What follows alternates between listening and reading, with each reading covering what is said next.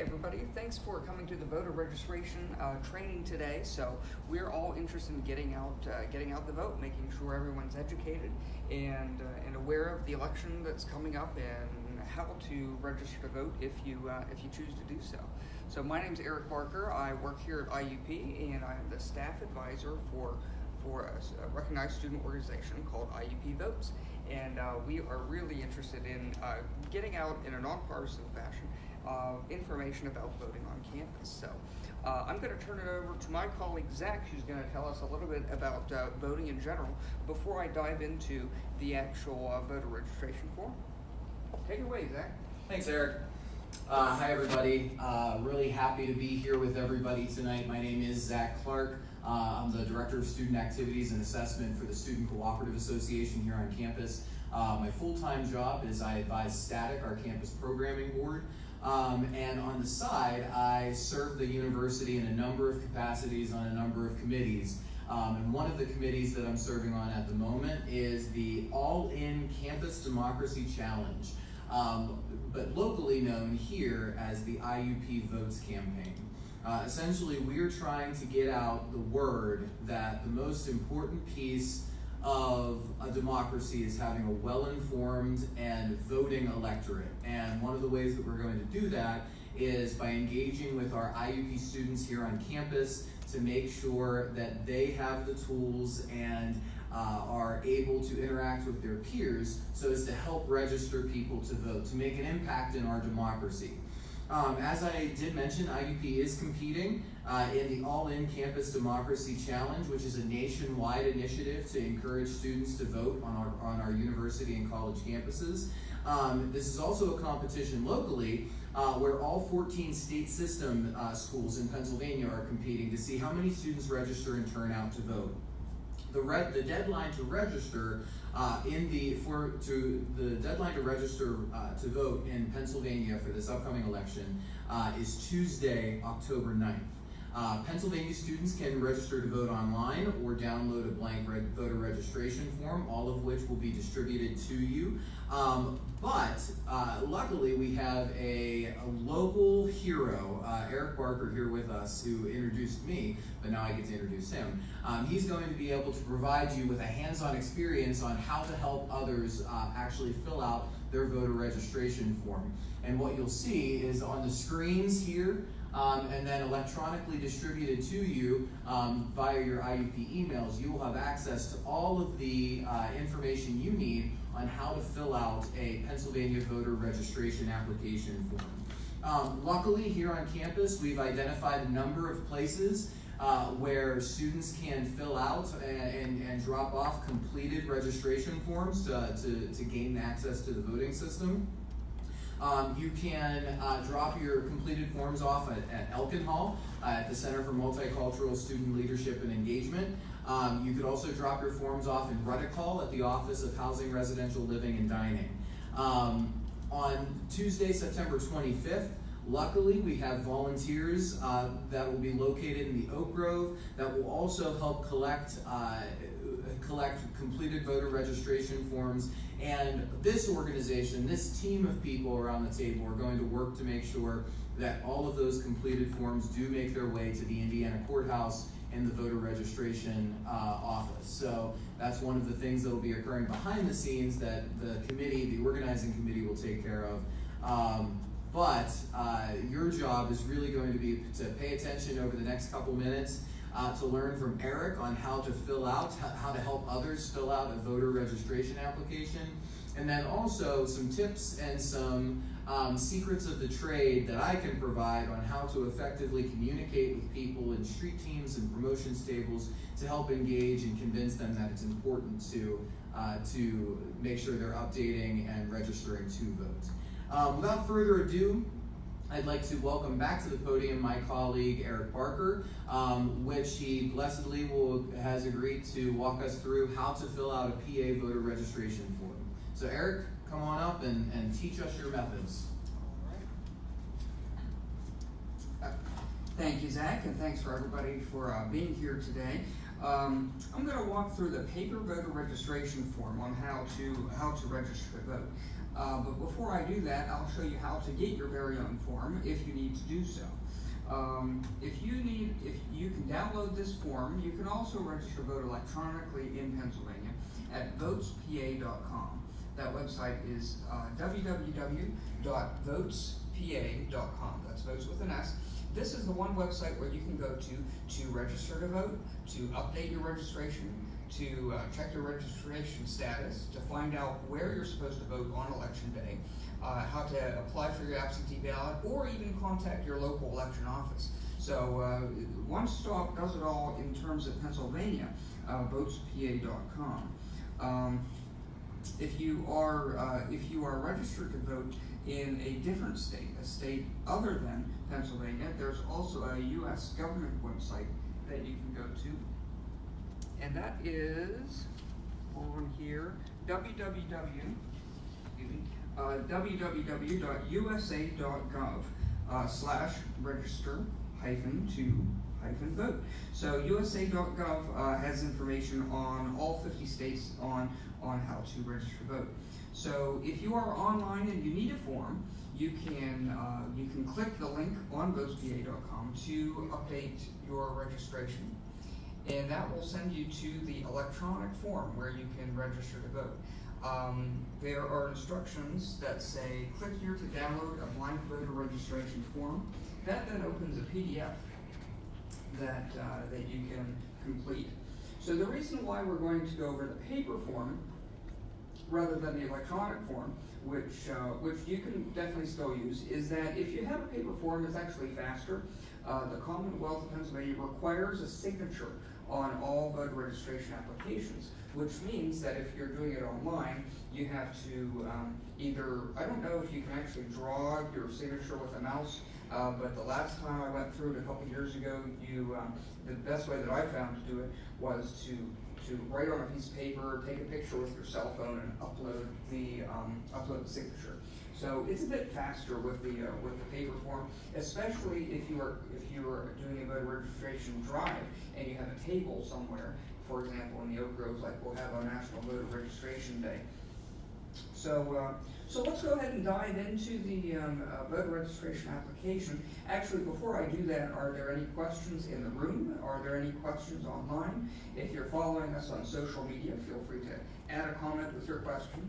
I don't see any questions yet. So can you turn the microphone audio up a little bit on the? Okay, we got a special request here to turn the microphone audio up a little bit, and let's see, is this how you? I haven't used this particular device before. Just hit the plus. Okay, how's this? Is this a little bit better?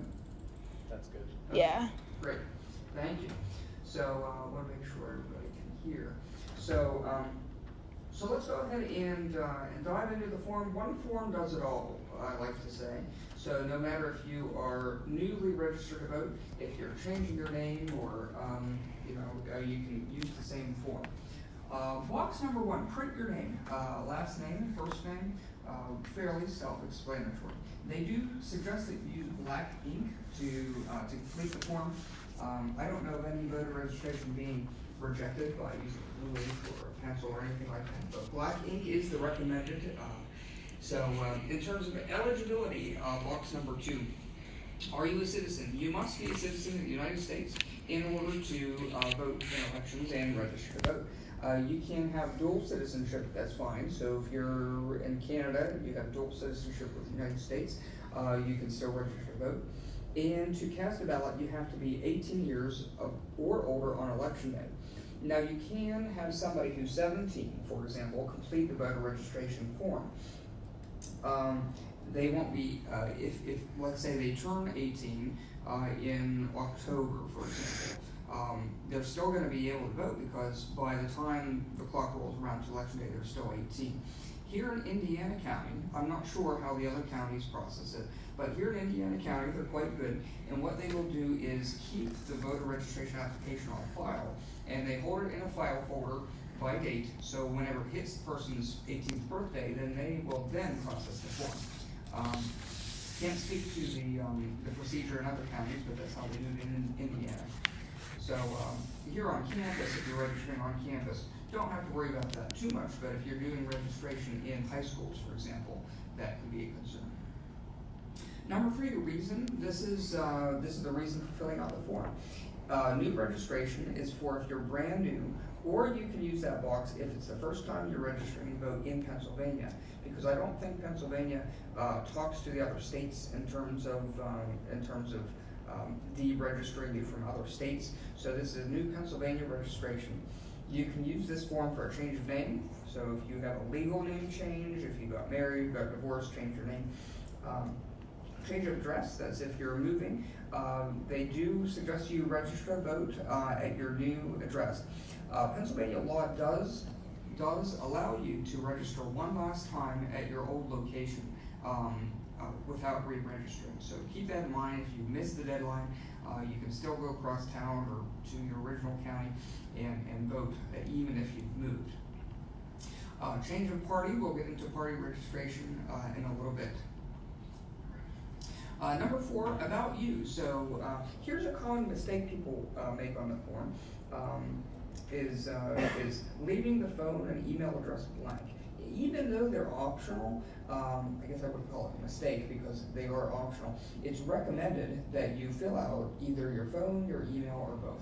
Because if you don't, if the board of elections needs to contact you in order to complete the application, they won't have a good way to get in touch with you very quickly. So if you forget to complete a form, a field, or they can't read what you've written, it makes it much easier for them to contact you. Birth date is required. Sex, the only choices there are male and female. Some people may say that's a little bit outdated because what if you don't identify with a gender, or you're gender fluid or whatnot? There is no option. So in Pennsylvania, you have to do male or female.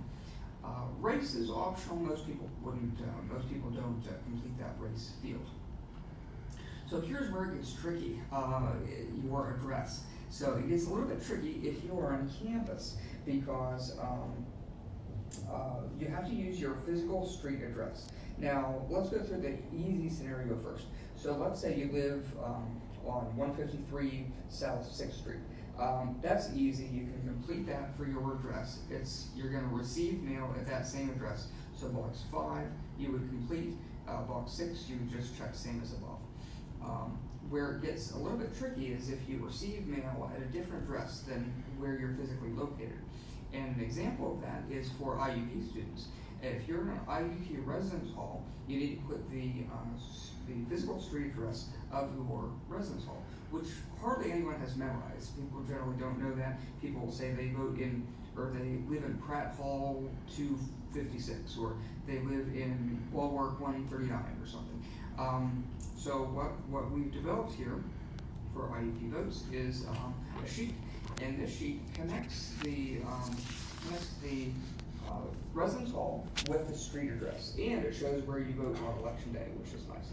So what you'll do is you'll complete that under address. Under apartment number is where you'll put your dormitory number, your dorm room number, city or town. If you are living at IUP or around Indiana, that's generally going to be Indiana. Zip code is if you're on campus, it's 15705. But if you're off campus or surrounding area, it's generally 15701. Municipality, that is going to depend on where you live also. So if you are, the boundaries of Indiana Borough, it goes out to Mack Park, out to 16th Street, several blocks to the north of Philadelphia Street. If you're within walking distance of IUP, generally that's going to be Indiana. Now the municipality surrounding the borough is White Township. And so also on the sheet, this is a two-sided sheet here that I pass out here, and you can see on the back is your common municipalities, or all of the municipalities actually, I think in Indiana County I've listed. In bold are the 3 most common: Indiana, White Township, and a little bit further out is Center Township. Also listed all the townships there. If you really don't know, you can technically leave it blank, and they'll probably figure it out at the courthouse. Rather than not, if your choice is to leave it blank or make up something or don't complete the form. Just leave it blank and make sure again you put your phone or email address in there. County is Indiana County if you're living here. So at this point, when people often forget or they're confused at this box, what does a municipality mean? People don't know that necessarily. I would just say, just keep writing Indiana. It's City of Indiana, Municipality of Indiana, County of Indiana. Just keep writing Indiana. Now, number 6, address where you receive mail. This for IUP students, if you're living in an IUP-owned residence hall. This is where you put your Crimson Hawks mailing address, because that's where you receive your post office, your mail, physical mail. And the format that's in is your 4 digits, Crimson Hawks, 900 Maple Street, Indiana, PA, 15705. Now, Crimson Hawks, some people know what their Crimson Hawks mailing address is, but other people don't. You can look that up on My IUP. And most people will have their phone on them, so they can go to my.iup.edu, click on the personal info tab, and then the mailbox, there's a link on there for mailbox information. Click on that, and that will show you what your Crimson Hawks mailing address is.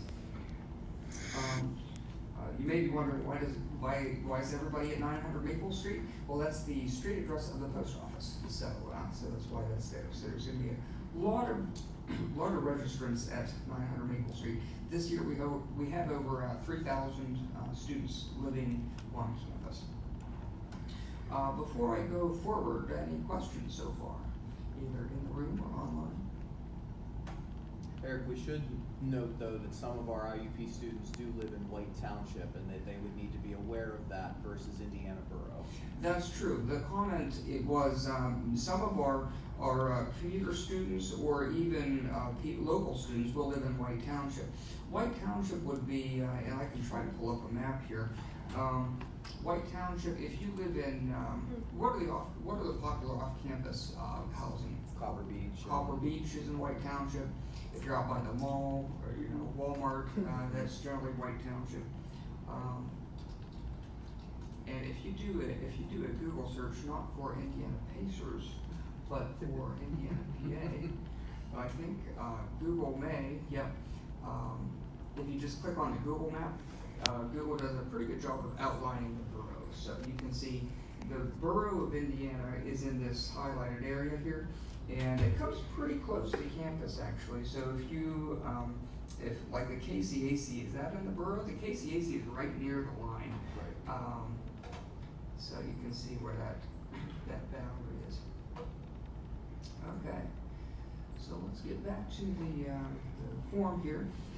Identification. Now this is a common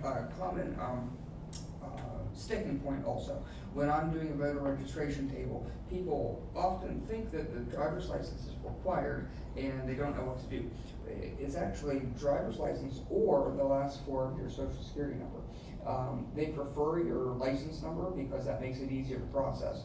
But if you don't have your driver's license on you, or you don't have a license at all, do the last 4 with your social. If you don't have that memorized either, most people do, but some people don't, especially first-year students. You can leave that blank, but again, make sure you put your phone number or email address on there so they can contact you. And Eric, it's not just a driver's license, it would also be a PennDOT issued state ID.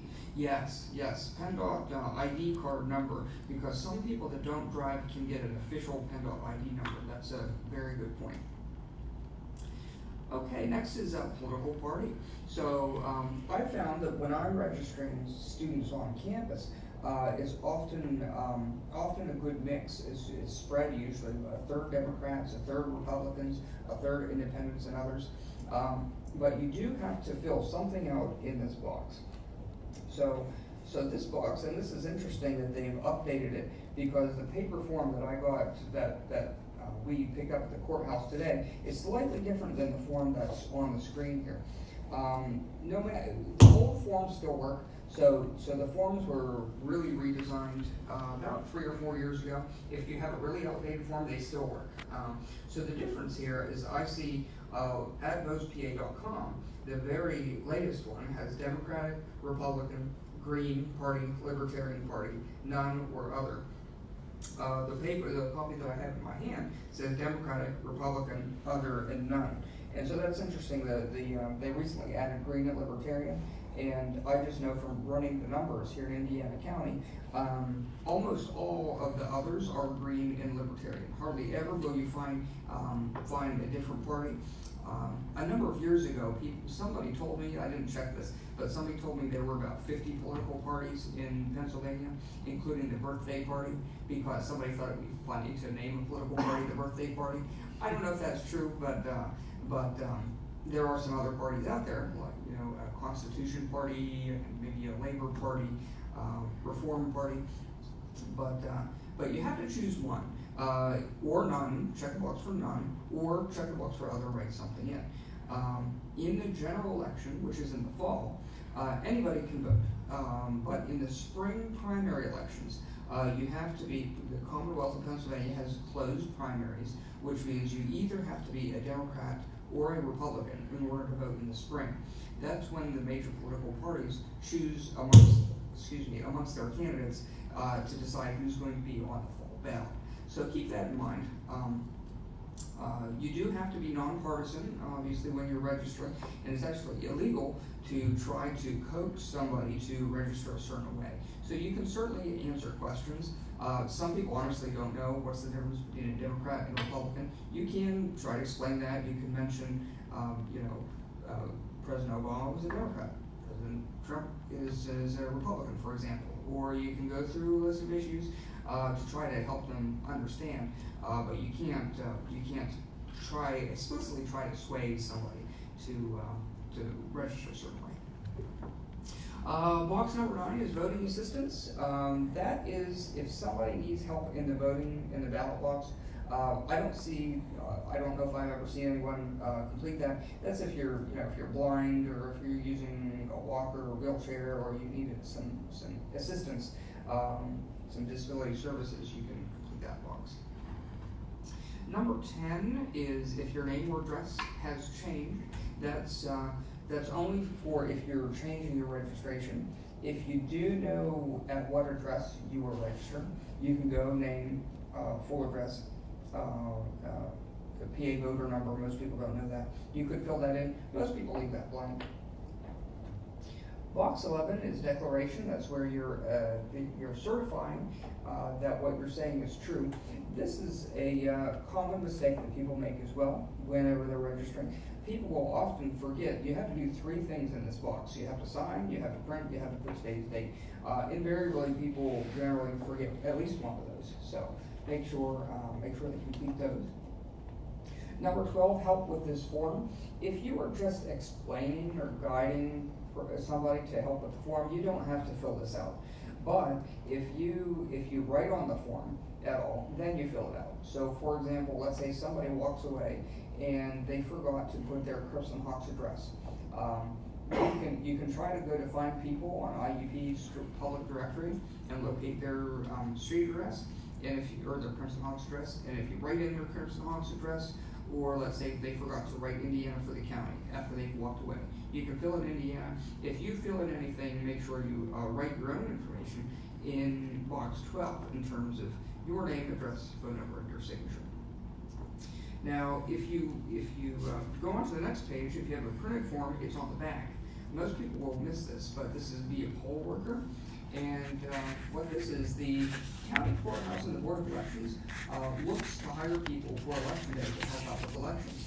So Indiana County, for example, has 69 precincts. So each one of those 69 precincts, and there may be 68 polling locations for the 69 precincts. There might be 2 precincts that are combined, but they need each one of those will have a judge of elections, minority inspector, majority inspector, some people assisting.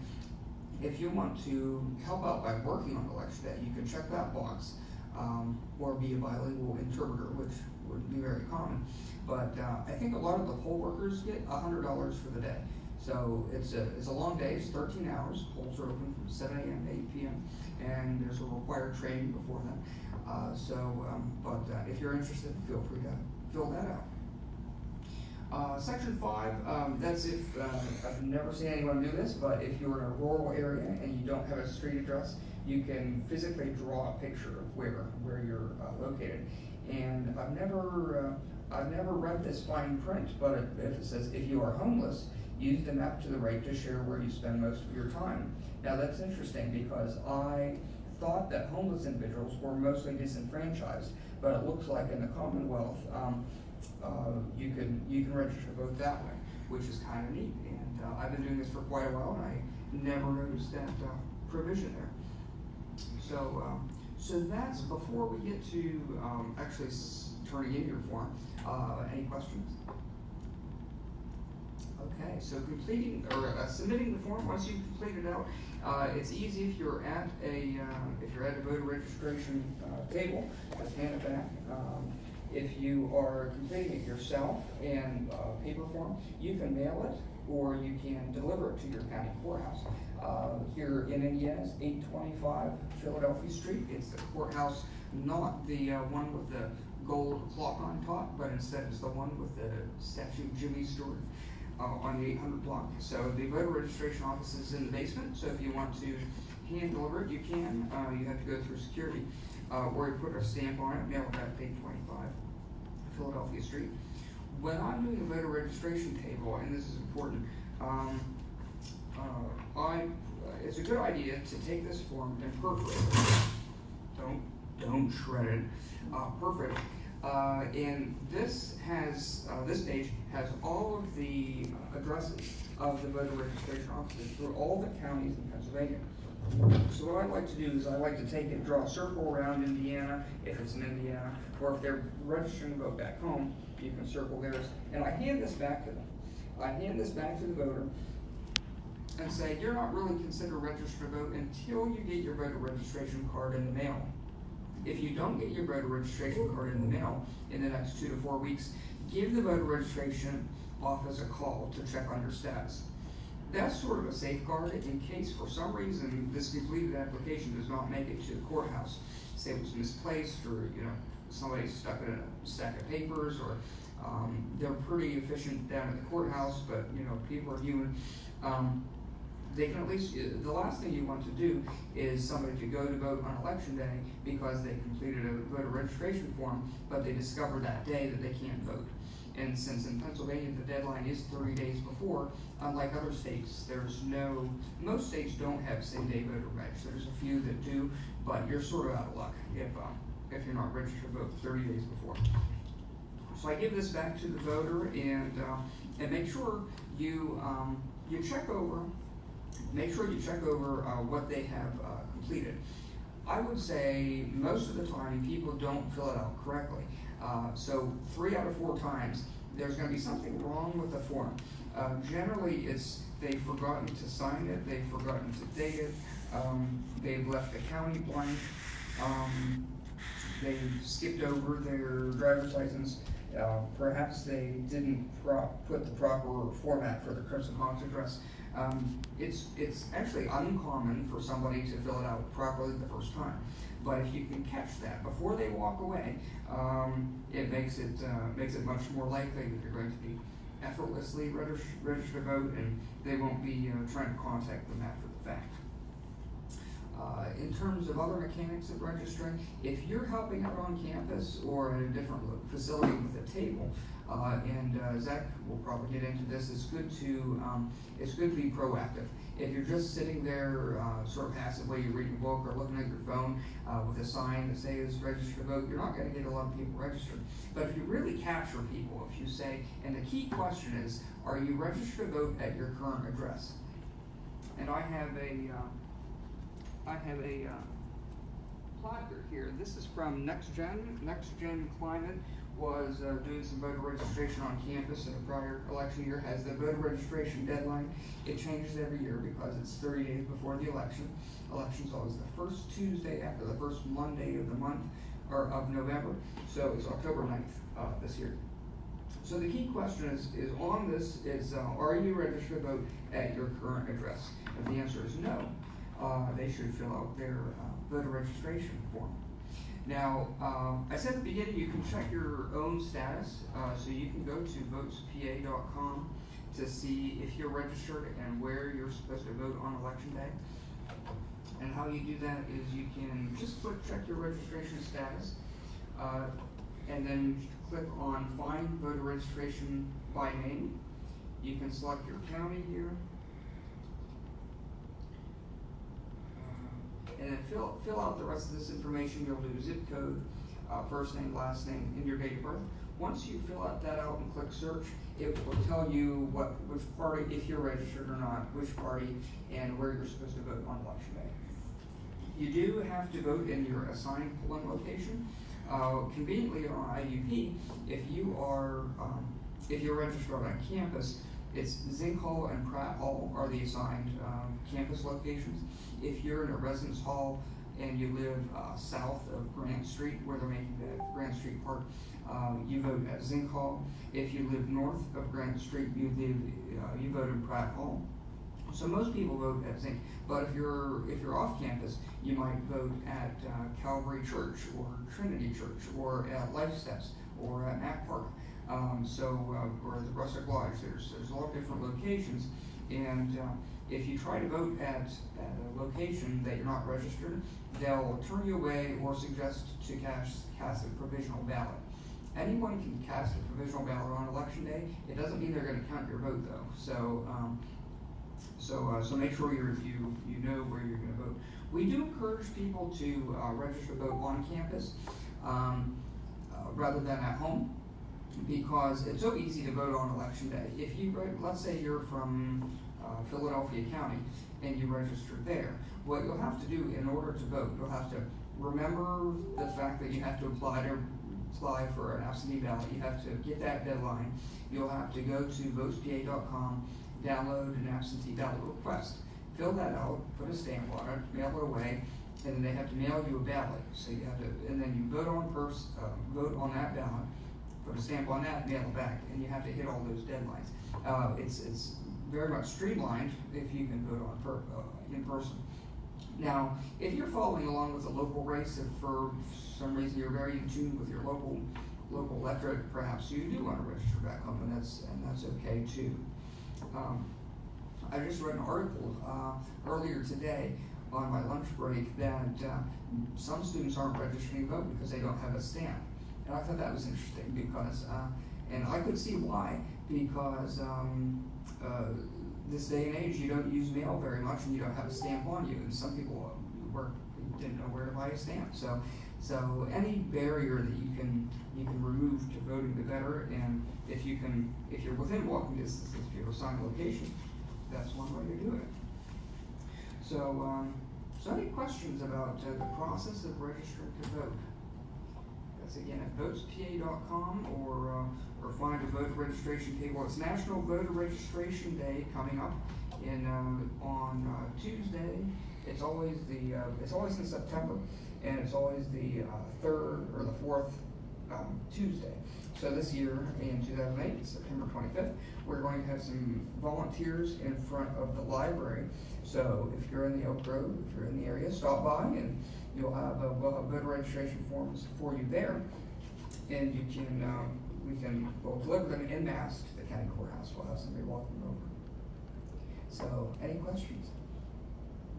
All right. Well, I'm gonna hand it back to Zach here, and Zach's gonna tell us, give us some tips and tricks on how to actually, whether you're registering to vote or if you're staffing another table on campus. He has some tips and tricks on how to make the most of your tabling effort. Awesome. Thanks, Eric. We're going to take a brief moment, and we're going to switch over to the doc cam.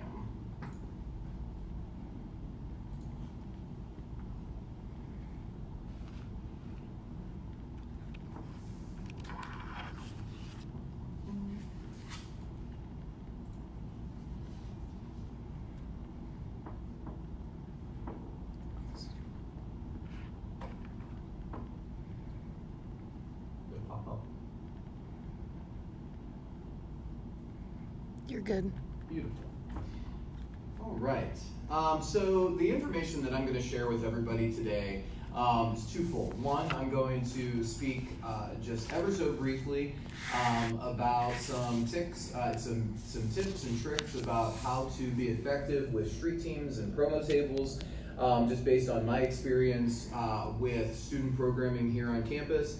And then I'm also going to share some information about some upcoming events that'll give you the opportunity to not only engage with potential voters, but also if you're interested in registering to vote, these are some opportunities for you as well.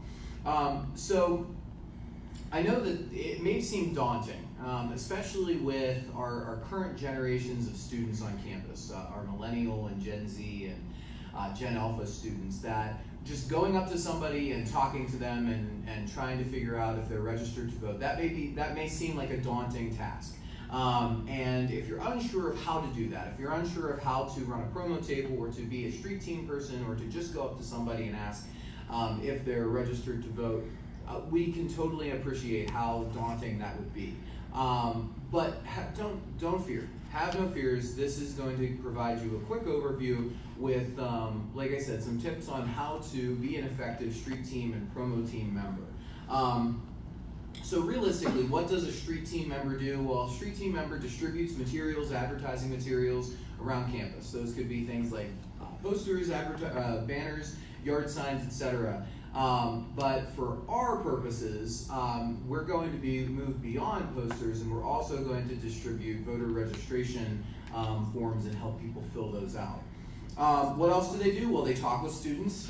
We give them some information, and we convince them to buy into registering to vote. We give them information to show how important it is to vote in our democracy. There's also opportunities to chalk the walk around campus as well. What are you going to bring along as a street team member? Well, bring your necessary advertising information, like the things that you're distributing, and things like voter registration forms. You want to make sure you have a stack of those while you're working. Take any sort of handbill or informational leaflets that the student could take with them. If you are chalking, make sure you bring some chalk. Both Muscle and the co-op have some of those materials that you do have, and I believe, Eric, you also have some promotional materials as well through IUP Votes. So any one of those organizations will be able to get you the advertising materials that you would need. And then also make sure if you are hanging things, just bring some securing materials, things like staples, a stapler, push pins, tape, etc. What should a street team member keep in mind when they're out and about in the Indiana and IUP communities? Well, only post on bulletin boards that are approved for general use, okay? So when you walk into some of the buildings here on campus, you'll see that, for example, if you walk into Ackerman, it very clearly spells out that it's for the departments in that building only to use. So people can't post publicly if they're interested in hanging posters or distributing materials in that building. The same goes for a number of other buildings on campus, but other buildings have free and open bulletin boards for use, so keep that in mind.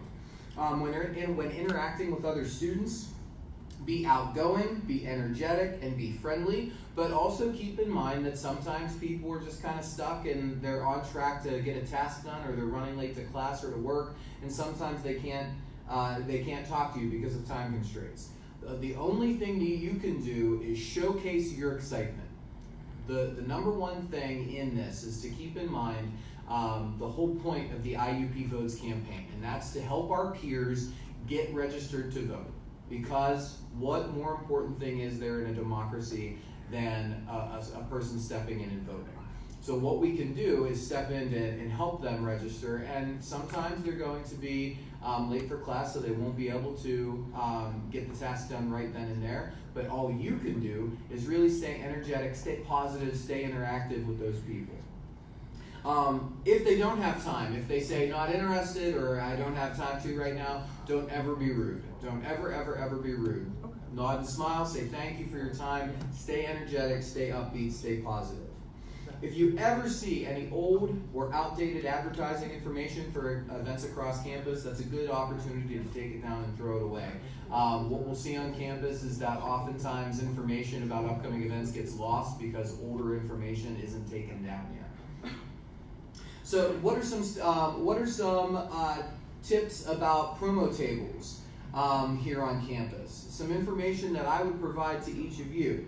At a promo table, some things not to be doing. Doing homework, talking with your friends, or talking with other volunteers. That's not really the most appropriate use of time at a promo table. And that usually results in people not paying attention to you, and you just they walk by because you're not paying attention to them. Make sure you're interacting with the people that are walking by. Try to engage with them in whatever activity is currently happening at the table. And namely, in this experience, we're going to be registering people to vote. Make sure they know what's going on. Show people that voting registration is important and that they should care about it. They should care about the future of our nation. They want to have a say in government action. Use some of these bylines that are elevator speeches on why it's important, and feel free to practice those elevator speeches so that you are very clear about your purpose and why they should get involved. If someone is disgruntled or indicates they don't wish to speak with you, again, be polite, thank them for their time, don't be rude. That, at the end of the day, is only going to defeat the purpose of why we're having this IUP Votes campaign.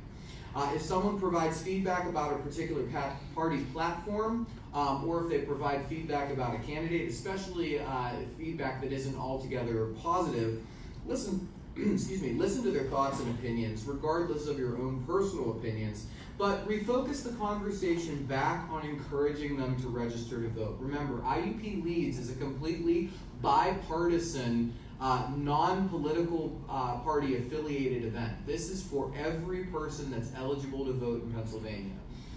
So we want Democrats to get involved. We want Republicans to get involved. We want our independent and our other third-party candidates to get involved. If people are not affiliated with a particular political party, we want those folks to get involved as well. So if that conversation does pop up and it's not an altogether positive conversation about a political party or about a candidate, refocus the conversation about the act of voting itself instead of focusing on some of the hot button or high tension issues in politics today.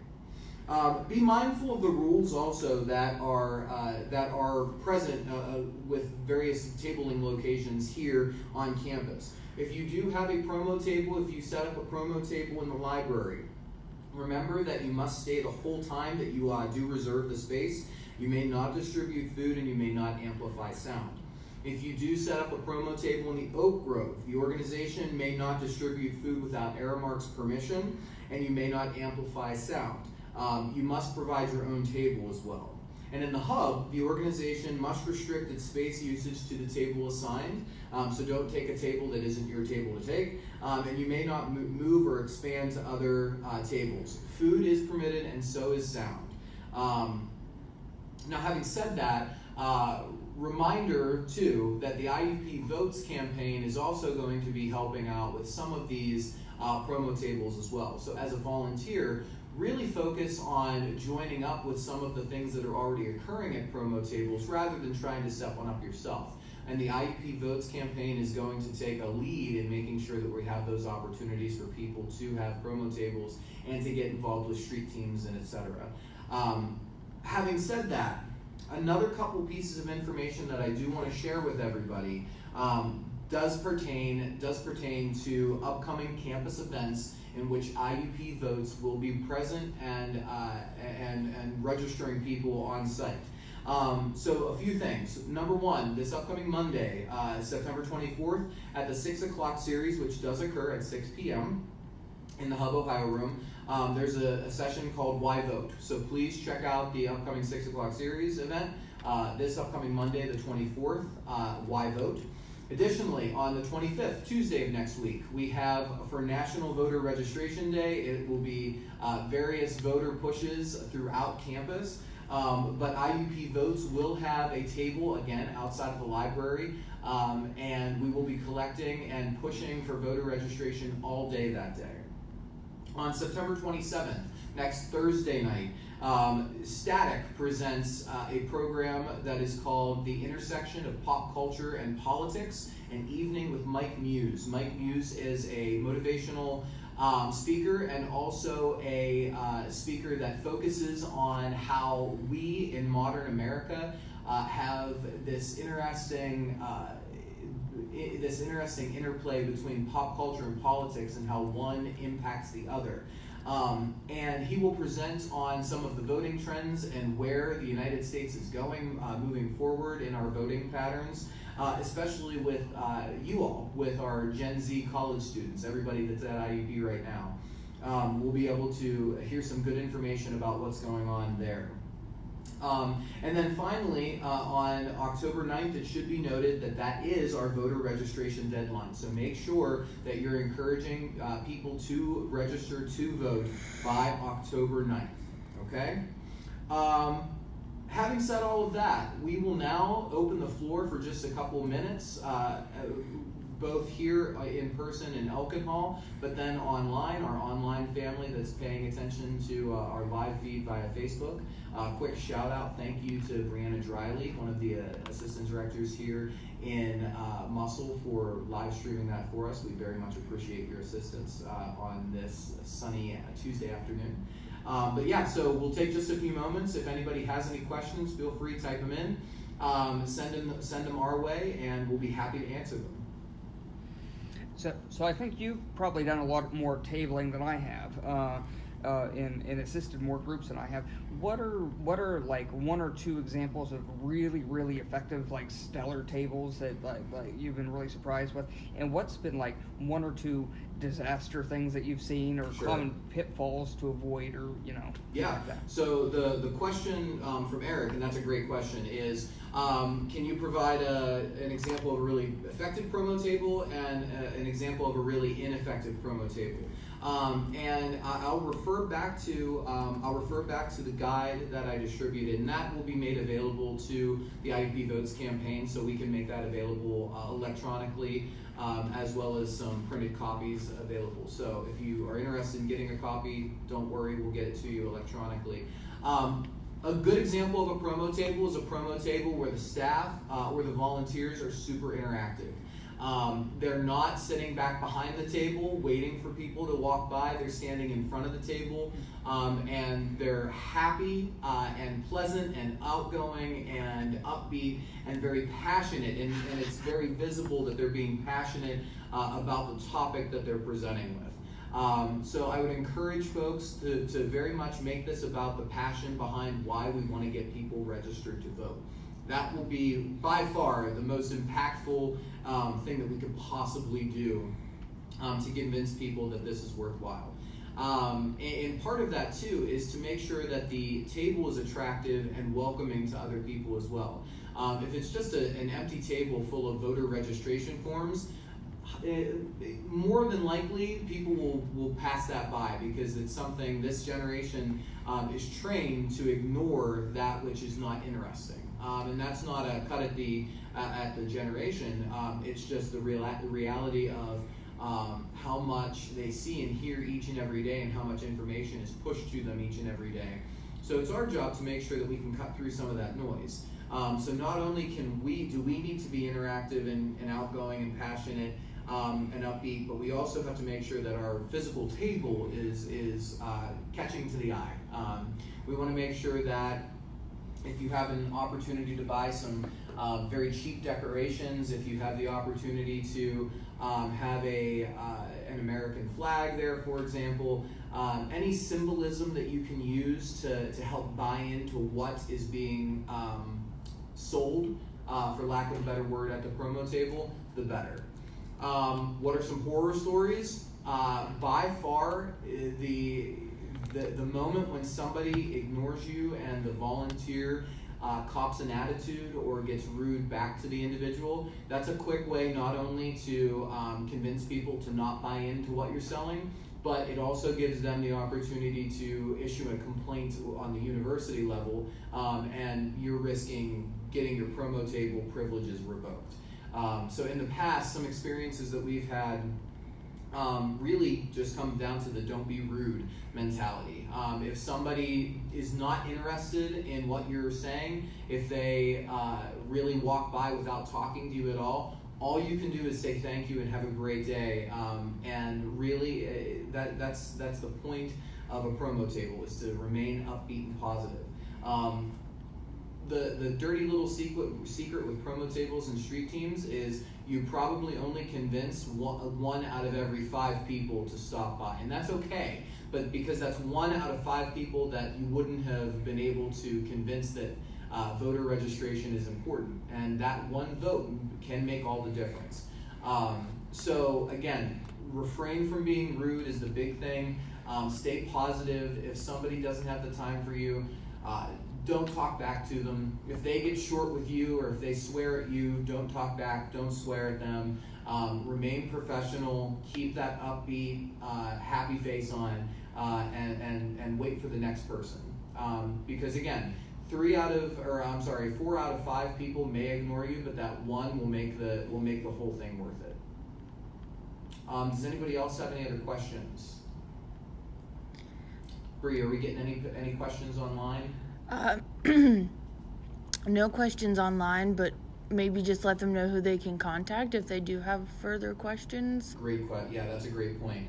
What I would encourage you to do for people in the room, and then also for our IUP family here on Facebook Live, definitely contact. There's a number of really good contacts to be able to rely on. The first of which is definitely Eric Barker.